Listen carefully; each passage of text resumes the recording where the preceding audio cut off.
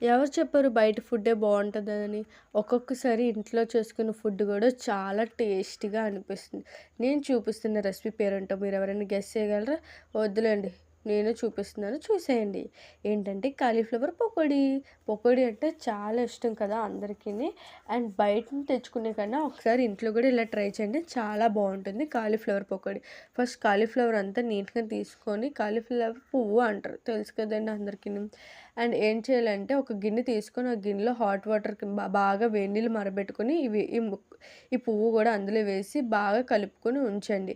అది మరుగుతూ ఉండాలి. ఒక 10 మినిట్స్, 15 మినిట్స్ వరకు ఆ పువ్వు అనేది బాగా ఉడకాలనమాట.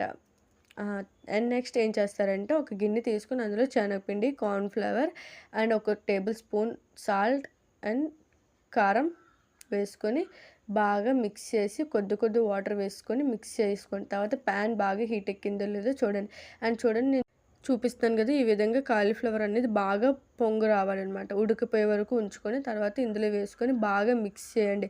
అంటే ఆ కాలీఫ్లవర్‌కి మనం పెట్టుకున్న శనగపిండి అయితే బాగా మిక్స్ అవ్వాలనమాట. మిక్స్ అయిన తర్వాత వేడి వేడిగా ఉన్నప్పుడు పెనంలోని వేసేయండి. అప్పుడు బాగా నూనె అటే పీల్చదనమాట. అండ్ టేస్ట్ అయితే చాలా బావుంటుంది.